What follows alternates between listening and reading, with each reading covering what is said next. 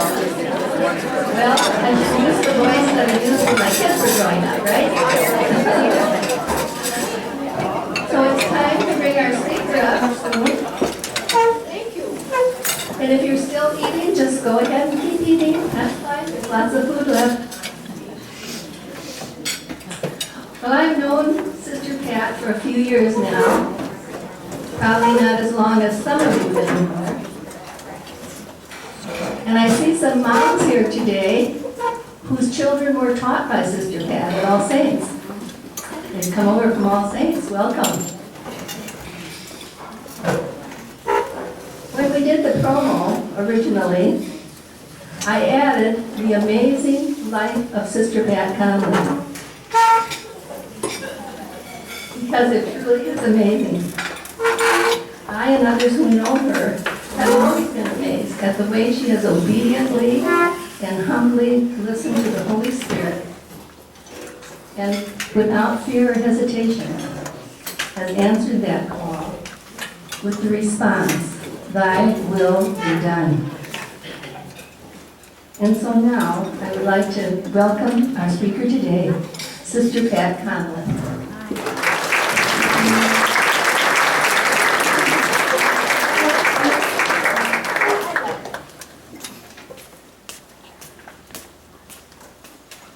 I will be done. I told her to keep it short. She did.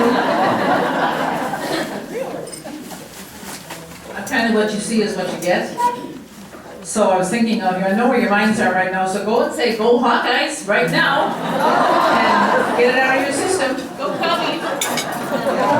You need to eat. You need to go to the bathroom. Whatever. Just get up and go, and come back. That's just how it works. I think when I look at calls to ministry, I don't think that father's call, my call, your call, anybody's is any better than anybody else's. I think we all have a call. But I really think in my own heart, the call is not a head trip, but it's a gut trip and a heart trip. So that if it doesn't affect where your really core is, where you're really coming from, then don't be trying to pretend who you're not. You know what I'm saying? The teacher in me, so get used to it.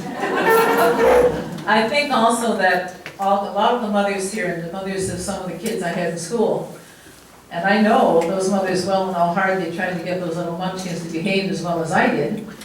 But you know, today there's some of the most successful doctors and nurses and business people that you could ever have. You know, like coming down the hall the other day at Mercy in Dubuque, I said, "Hi, Tim." And somebody said, "What did you call him?" "Why did you call him Dr. Martin?" I said, "Because he's one of my kids. They're always going to be Tim, and I'm always going to be Pat. Or Sister J, he called me then, because I used to be Sister Justin. So some of you know me as Justin, the science mad woman, when I was here in Cedar Rapids. We would win every state science fair that we got into. Because they had to do data for 4 years before I let them compete. Because my old teacher was in Maquoketa, and he wasn't going to beat me. So that was the competition. So as we talk about parents and where we come from, I'd ask you to think for a minute, what are the qualities or characteristics that your parents would want you to say was the legacy they left to you? What legacy did they give you to carry on?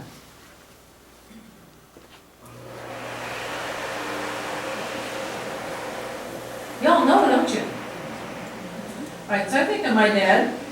I think of when my vocation came to be the real call that made sense to me. I was 3 years old. I was in Fillmore, Iowa. Nick Wagner was our neighbor, still alive. So we were poor, so were they poor.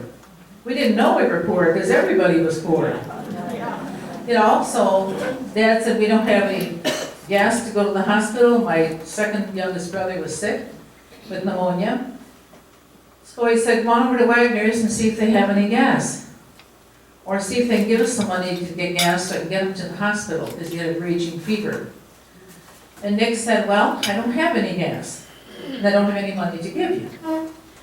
And I remember coming home in my bare feet on the ice, this was January, and saying to Dad in the barn, I'm a farm girl, "He doesn't have any gas and he didn't give me any money." And he said, "Well, you know what? He's probably just as bad off as we are.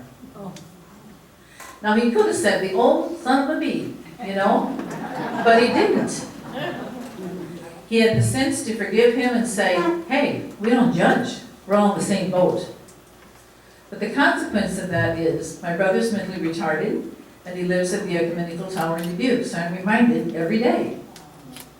So what I said to myself way back then, I can remember it as clear as a bell, is, I'll do something with my life that this will not happen to somebody else if I can prevent it. I will make a difference. That's the day I decided. If you think back when you decided to be a wife or a mother, whatever, your vocation is a priest, there was some turning point that made you think, I'll do something in this for life. And the other part for me was not just Band-Aids, let's do something to change the cause of this, you know? We just had Nancy Kroffel killed, you know, in Dubuque. You saw that on the news. Knew Nancy well, because I work with the homeless on the streets and she was doing her walking. People said, oh, those darn Marshallese, you know, because it was a Marshallese person who accosted her and ended up with her death. And I said, don't be so quick to judge. What do you know about the Marshallese? Oh, I don't know. I said, where did they come from? I don't know. I said, if you think we went into their island, their territory of us, we took their land, we took their food, and we told them to get out. We took their way of life away. Put them someplace else where it's completely foreign to them. They don't get Medicaid like everybody else. They don't get food stamps like all the other homeless I work with, even though they may deserve them, because they're still considered Americans. We don't even call them immigrants. They come from the territory. And they have this rage built into them and what was done to them for years. I'm working with part of these people's grandmothers who are still suffering the radiation from the bomb that was on their land. They thought, what was this beautiful orange thing going in the sky? Not knowing it was going to kill them. They didn't know what it was. So we took everything they had, and then this is an example. One kid kills a woman, because he's a mentally retarded child since first grade. That doesn't make it right. But do we deal with the problem? Do we deal with the cause? So I've been after Bloom now, and Grassley, and Harkin before that, and I'll be on it for the next 10 years, till they do something for the Marshallese people. Go back to the cause of the rage, go back to what's really happening, and deal with it and stop putting Band-Aids on it and then having it reoccur next week. You know? We get enough murders, we might put enough lights up in town because we didn't do it before because there were other more important political matters to put money on. Now they put the lights up and you get enough dead people. What is wrong with this? You know? I said, what's wrong with you? Stop going out there and handicapping those kids and cuffing them and putting them in jail. Why don't you teach them confrontation skills? Why don't you teach them how to listen? Why don't you teach them how to hear each other's story and really hear it and don't interrupt when it's happening so they can find out that maybe we're all in the same boat here. Where are all these retired teachers who are teaching English and new skills like this? Why aren't they tutoring? Here's your chance to help the poor. I'm not asking for your bucks. I'm asking you to use talent you already have to make a difference. I don't care how old you are. I'm 75, I don't have an excuse, you don't either. So put your money where your mouth is, people. Walk the walk and talk the talk. Oh yeah, sister, we hear you. I said, all right, come on, let's go. You know, but it's, we like to sit up here and make a judgment, but let's smell like the sheep, as Pope Francis says. And get out there and meet the folks where they are, and get out of the ivory towers. You know, it's easy to talk, it's really hard to walk the walk. When I worked with the homeless, it took me 5 years to learn this, because it took 3 years for them to trust me, because everybody made promises to them and nobody kept a promise. And there was just another old gal out here with another old promise, you know. I learned a couple things out there quickly. This isn't the way I intended to start at all, this is how it goes. But anyway, what happens is, I'm out there one day and this guy says, well, you old son of a bee, you, who the hell do you think you are out here talking to us? And I turned around and I said, I'm not anybody to be talking to you. Why don't you tell me your story? I'm not telling you what to do, you tell me what you want to do. It took me 3 years to learn the first question I should have asked them. And the question is, what really breaks your heart? And don't tell me what it is for 3 days, because I don't want some flippant thing off the top of your head. What I learned was, what breaks your heart is, I've been told I'm no good since the day I was born. I've been told that I can go out with another boyfriend of mine and replace you in a minute, so just don't think you're great. All that kind of stuff. So they come with low self-esteem, they come out of a dysfunctional family, always known as alcohol, or getting a beating because they didn't live exactly how Dad wanted them to live. I'm going to tell you how to live and what you should do, whether you like it or not. So then when they meet normal people, and how they live and are not in a dysfunctional family, they're confused. They don't know if this is how you live or if this is how you live, and he grows up with this warped concept of how to relate to people. How does it work today? Look at the kids who sit across from your table and do this. They don't know how to carry on a conversation. First thing I do with my nephews is say, hand over the cell phones. Auntie! Hand over the cell phones. So they realize after a couple games we play and visiting, oh, this is kind of fun to really talk. They don't know how to carry on a conversation. And they've been on these gimmicks so long that they have to have the latest new one that's coming out with more stuff, and they're running on a treadmill like a squirrel in a cage, you know. And they're afraid to meet somebody because they don't know how to carry on a conversation. How sad is that? And then we expect them to be successful in marriage. We expect them to be successful at work. I don't think so. I don't think so. Why didn't we take the cell phone away when they were 2 years old? Or 3? And wanting the next one and not knowing how much it cost them? Just give it to them? I'll be quiet now. So, what did my dad teach me? Well, in the first lesson when I went out to get the gas, he taught me forgiveness. Don't judge. You may need to be forgiven someday too. I'm not judging. He taught me obedience. By obedience, it didn't mean obedience to him. My dad was of these old solid Irish Catholics. Obedience to the Irish folk in some parts of the country, we're from Limerick, that's the poorer part of Ireland, was you be obedient to what the Spirit tells you. If the Spirit tells you do this, you do it. And that's what it means by thy will be done. So when you say your prayers, he would say you ask God to give you the graces for what he thinks is best for you, not what you think is best for you. And you probably get the best answer. I never forgot it. So when I hear the words, thy will be done, it's, what did the Spirit say to me when I was doing my journaling? Or what did the Spirit say to me in my quiet time? Or what is God asking of me? Maybe I don't want to hear it. You know, but if I ask, I'll get an answer, whether I like it or not. What I do with it depends upon whether I grow or not. You know what I'm saying? We all are faced with that every day. Another very important gift from my dad was the Eucharist. He'd always say, honey, you're going nowhere without the body and blood of Christ. And what he meant by that was 2 things for him, and I still use the same comparison. He'd say to me, when you see the body of Christ on the altar, you take all your aches and pains and whatever else is wrong with you physically and put it up there. If you see the blood of Christ, then when somebody bullies you, or somebody hits you, or somebody puts you down, or calls you a name, we were poor, so some of the kids in the neighborhood when we walked to school from the farm, who thought they were better than we are, peed on us in the ditch. Because they were better than we were. And we have to have a sense of humor if you're garish. I said, put on a couple layers and throw the pea soaked thing in the garbage when you get to school.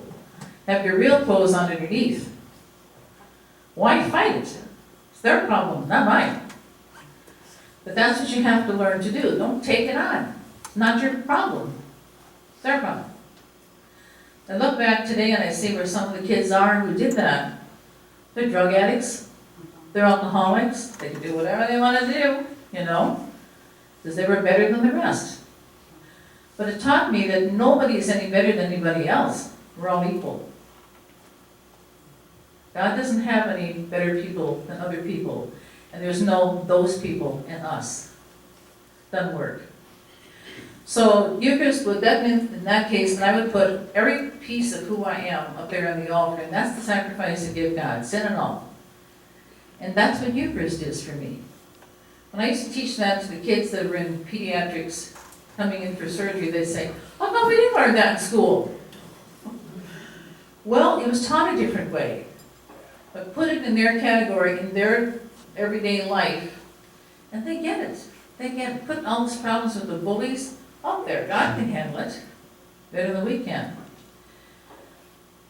Both families taught me prayer. I still to this day, I think every morning I see my dad, no matter how tired he was, get out of bed, on his knees, and say his prayers.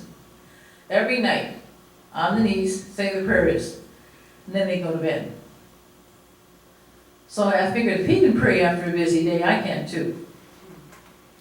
But he'd say to me, you know, prayer is just, the Lord knows you anyway, so you're not getting by with nothing. So just tell him what you need, he'd be glad you said it. Own it. And I learned that that's what real prayer is. Just turn the conversation on with God, make it personal, and you'll get the answers. You'll get the answers you need to go on with life. My mom was the person who was quiet but very generous. I don't care if they had a loaf of bread and there were 10 people and got divided in 10 pieces. Whatever's there, you share it. And the other was hospitality. No matter who came to that door, you're welcome. It was inclusiveness. Nobody is put out on the street. We lived in the country, like I said, so when it snowed, the whole living room would have blankets and pillows on the floor, and all the kids were there overnight. And they have to call their parents and say, well, we're at the Commons.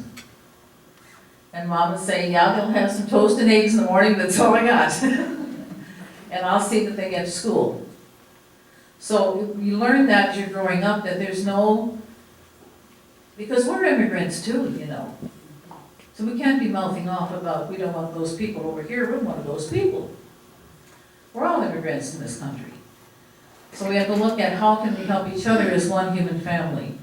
And the other piece I learned was, Dad said, and Mom too, never cost you a dime to say thanks.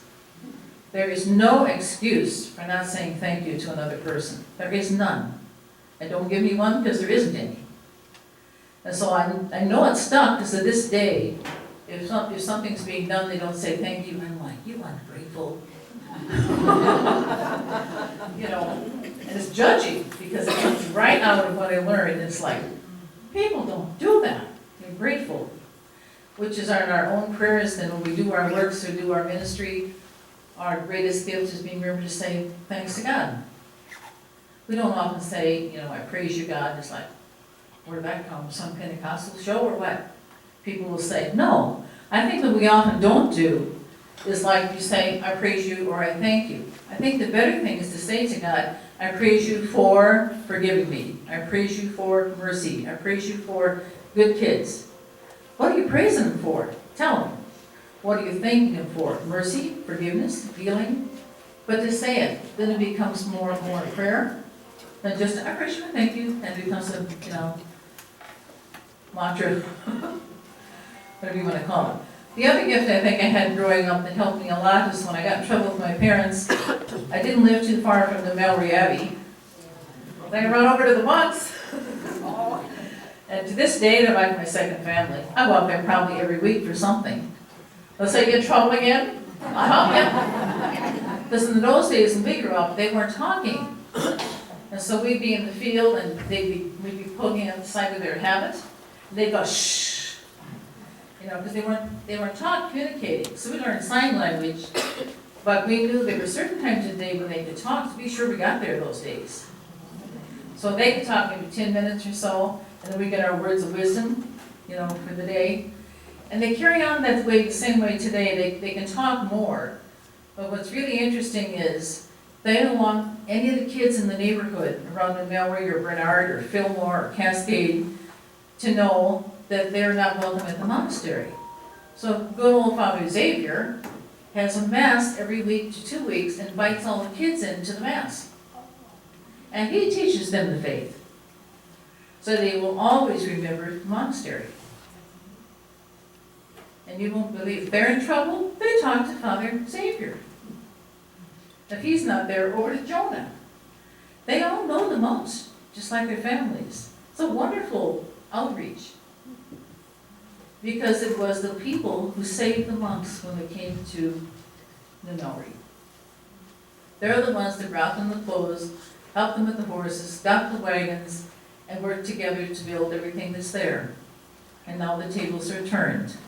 The monks are elderly now, you help them back. And it's every generation, because they all learned, this is where we go for help. They helped us, you help them. And it's just one big family. That's what community is.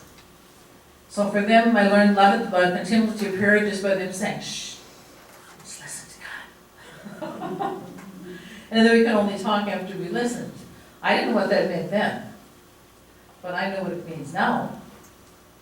That I need my own quiet space every day, just keep my mouth shut, no agenda, no distractions, and just listen to what God has to say, and you'd be amazed if you're quiet enough.